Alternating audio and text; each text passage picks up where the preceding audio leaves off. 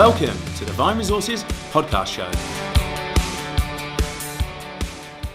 Welcome to another edition of the Vine Resources podcast show. I'm absolutely delighted to have with me this afternoon Lisa Perrin. Lisa is the CEO of Endemol Shine Group Creative Networks here in London. Thank you so much for joining me, Lisa. Hello, nice to be here in my office. Yeah, and thank you. And what a wonderful office. I love it. It's fantastic. It feels really at home. So thanks for letting us come in and see you today. Lisa, can you share with our listeners, just before we go into some of the questions, but I'd love to share with the listeners a little bit about the company and what you do here. So obviously Endemol Shine came into being. It was Endemol separately and Shine separately, and we merged 3 years ago now, and we are now the biggest independent producer of content in the world. Creative Networks is a very fancy way of saying I'm across research and insight, global development and production in scripted and non-scripted, third-party acquisitions, production rollout, and development. So I have about 55 people in my department based between Amsterdam and London, and we focus very much on what's coming through the pipeline and our IP creators and what's going to be the next big hit. Fantastic. And what would a typical day in the business look like for you? For me, there is no typical day, which is why I love my job. Because we have such a large global footprint, and we are in 20 plus countries, and there are 120 production companies around. My day could start at 6 o'clock on a phone call with all the senior management team, or it could start with me, often is, traipsing through Heathrow or City Airport, getting a very early plane somewhere, or the glamour of driving to Shepherd's Bush and, having calls on the way in from, in the car. So there isn't a typical day, and that, as I say, that's why I love my job. That's why I love being in television still after 20 odd years. I was going to just come on to that because you've been in media for a long time now. What perhaps is there anyone that's been impactful to you as who's perhaps been a leader, that perhaps has even been a mentor even at some point to you? Well, I've been really, really lucky to work with some amazingly strong women, and that goes from when I was at Granada working with my head of docs, a woman called Ruth Pitt, to working with Alex Mahon and Liz Murdoch, and working with Sophie Turner-Lang now, who's incredibly inspirational. Her energy still is fantastic, and her thought and idea process and her kind of competitive streak is really inspirational. I know I would say this, but actually working with Peter Salmon, who I worked with back in the day when I was a baby series producer at Granada, and I'm still very lucky that he's my boss now. Weird how kind of karma brings you together again. So I'm incredibly lucky to work with people who are not only creative, and that isn't creative in just making programmes or have been at the cutting edge of making programmes, but also commercially creative, and I've learned a huge amount from those people. What do you think keeps employees engaged, and what do you do at the organisation to keep your employees engaged? I think if anything, the kind of the integration process has taught me as well is clear communication, really clear communication, and updates, and sort of talking and communicating where the company is going. And people I've found don't necessarily mind change, as long as they know that change is coming and what that change is.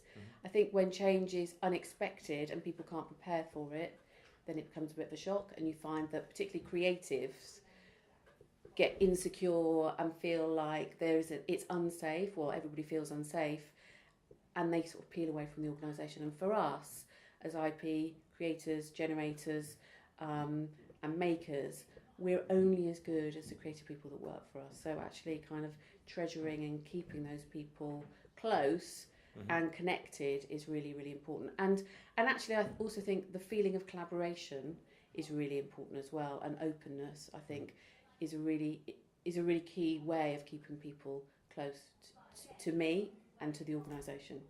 What do you believe in perhaps your industry you see as the biggest challenge facing leaders today?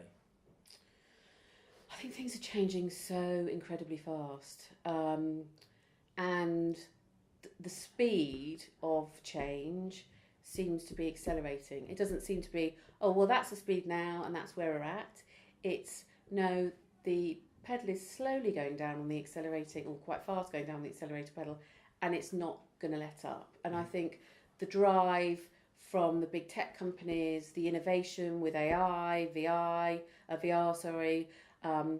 is just fueling creativity. It's fueling new ideas, and from that, it's just making everything change very, very quickly. And I think that as a leader, keeping on top of that, keeping on top of the changes, and I was saying to Ray, I read a lot of, LinkedIn articles, The Economist, what is happening. You have to kind of keep on top of it to actually know where you're going. Absolutely, and it's the pace is incredible, as you say. What is perhaps the best piece of business advice you've ever received? So 2 pieces of advice I was given. The first one was don't ever ask for permission, because people can always say no. If you do it and it goes wrong, you can always apologise afterwards. So that was number 1. And number 2 was be the landscape, and not necessarily be the storm all the time. And actually there are times when you need to step back and take a strategic view on yourself and the business and where it's going, rather than actually kind of just creating a storm that you're in the middle of and you can't actually see the landscape view. And I think actually seeing a landscape view is really important to think strategically when things are happening so fast. So those are the 2 really good pieces of info I got. And I mean, there's loads as well, but those were the 2 that really stuck with me. They stand out, Yeah. So hopefully some of your team around you take full advantage of those 2 as well. How do you help a new employee understand the culture of the company when they come in? Well, look, there's all the standard corporate stuff that we do, which is the packs and the kind of things that you get, and the intranet when you turn on your computer. But I think we are a very collaborative company. It feels very family. For example, people have been at Endemol and Shine for a very long time. It feels collaborative. I think people are inclusive. It's a very diverse and inclusive company. And I hope that people that start here, we always kind of give them a buddy that they sort of start and can show them around the first week. Right. So they feel that they can fit in and they're not on the outside. I think actually because this company is rolling so fast, you don't really give people an awful lot of time to kind of get their feet under the table. You need to get your feet under the table and move. So actually helping people and giving that person sort of some security and that person a go-to person is really important. What's the one mistake that you witness leaders making more than others at the moment? I think sometimes, there's various, isn't there? Assumption is always the mother of all, and I think actually I see that a lot. I also think there is a tendency that everybody is fairly guilty of this, is that you get to a position where you kind of think, oh, I've made it, and you sit back in your seat, and there is an arrogance and people that can't park their ego in meetings. They tend to become less curious. They tend to just sit back, and I think at that point as a leader you really lose your edge when you let your ego get in the way and you stop listening. And I think when you think you know every single answer, sort of the wrong way to be. You might have answered the next question, which was actually what's the one behaviour trait that you see derail more leaders' careers, but it might be something else. Well, I think I've just said it actually. Yeah. I think I've worked, that egomania really never works. Yeah. It never works because fundamentally people don't genuinely respect it eventually, and you fail to listen. And I don't think anybody is so smart that you know everything.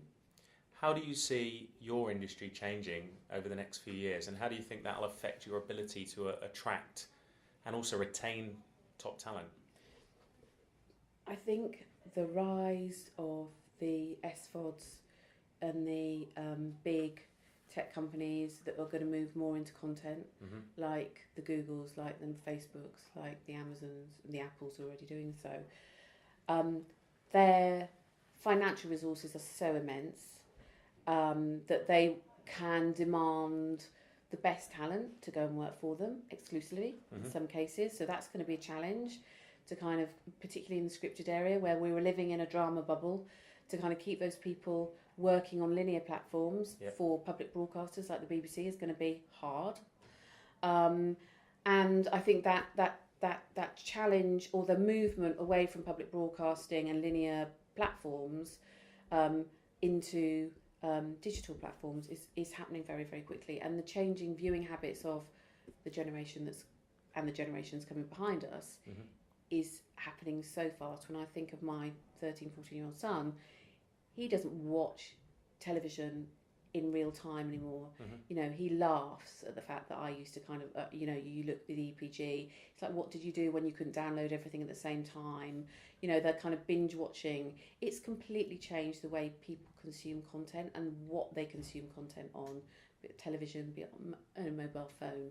So I think that, knowing that knowledge and knowing where it's going and knowing that it's happening very quickly, that's the biggest challenge for all of us. And actually retaining that talent when they have such immense financial resources happening on the Apples and the Amazons over there, who will buy exclusive rights to Game of Thrones, to Lord of the Rings, to potentially the Premier League that Amazon are looking to put a bid on, which means that, you know, that is immensely challenging for all of the platforms and the talent as well.